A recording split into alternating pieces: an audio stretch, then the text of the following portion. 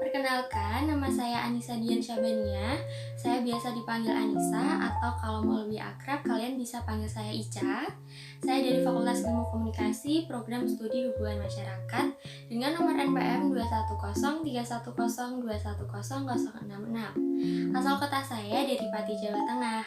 Jadi video ini saya buat untuk memenuhi tugas public speaking yang diberikan oleh Ibu Dr. Dia Fatma Soraida selaku dosen pengampu mata kuliah public speaking. Pada kesempatan kali ini saya akan membahas mengenai public speaking, mulai dari pengertiannya, tujuannya, hingga yang paling penting adalah manfaatnya. Nah, pada dasarnya public speaking adalah suatu kemampuan yang dimiliki oleh seseorang untuk menyampaikan atau mempresentasikan suatu topik di depan banyak orang atau di depan umum.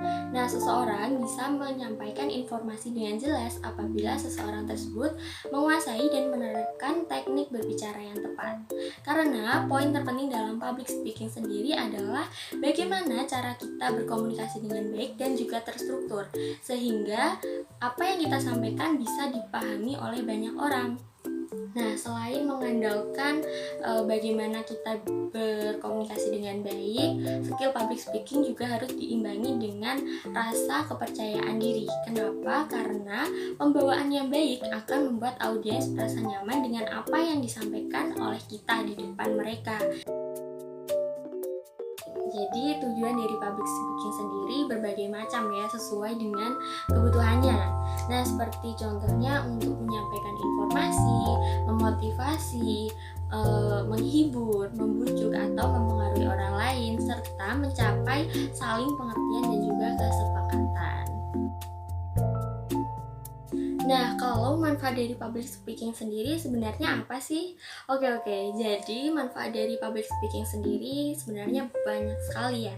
Tapi di sini saya akan menjelaskan hanya beberapa poin saja yang sekiranya memang inti dari manfaat public speaking. Yang pertama, kemampuan public speaking itu mampu meningkatkan rasa percaya diri.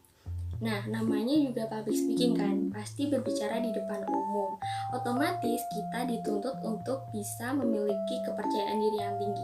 Karena kalau kita tidak memiliki rasa percaya diri yang tinggi, bisa-bisa ketika berbicara di depan umum, kita akan demam panggung atau justru kita hanya bisa diam saja karena lupa dengan kata-kata yang akan kita ucapkan. Maka dari itu, penting sekali untuk belajar public speaking, karena ketika kita belajar public speaking maka kita juga akan belajar untuk memupuk rasa percaya diri. Yang kedua, ketika kita memiliki kemampuan public speaking yang bagus, maka kita akan didengarkan. Kenapa? Karena ketika kita memiliki public speaking yang bagus, maka gaya bicara kita juga akan terlihat lebih menarik dan juga lebih enak untuk didengarkan. Selain itu, kata-kata yang keluar juga akan lebih variatif dan juga kita tidak akan kehabisan kata-kata atau bahan untuk dibicarakan atau diobrolkan. Yang ketiga, kemampuan public speaking akan meningkatkan kualitas diri kita. Nah, ketika kita memiliki public speaking yang bagus, biasanya kita dipercaya untuk menjadi seorang pembicara, baik itu di lingkungan kerja, di lingkungan pendidikan, maupun di lingkungan organisasi, atau bahkan hanya sekedar menjadi pembicara saat presentasi di depan kelas. Tentu saja dengan kesempatan ini maka akan membuka banyak sekali peluang untuk diri kita. Nah, dan yang terakhir, kemampuan public speaking itu akan menumbuhkan skill leadership atau kepemimpinan. Pemimpin yang baik perlu tahu bagaimana cara berkoordinasi yang baik dengan para anggotanya. Karena itulah seorang pemimpin harus belajar public speaking yang baik dan benar. Nah, salah satu bentuk implementasinya ditunjukkan melalui pengontrolan diri ketika memimpin para anggotanya.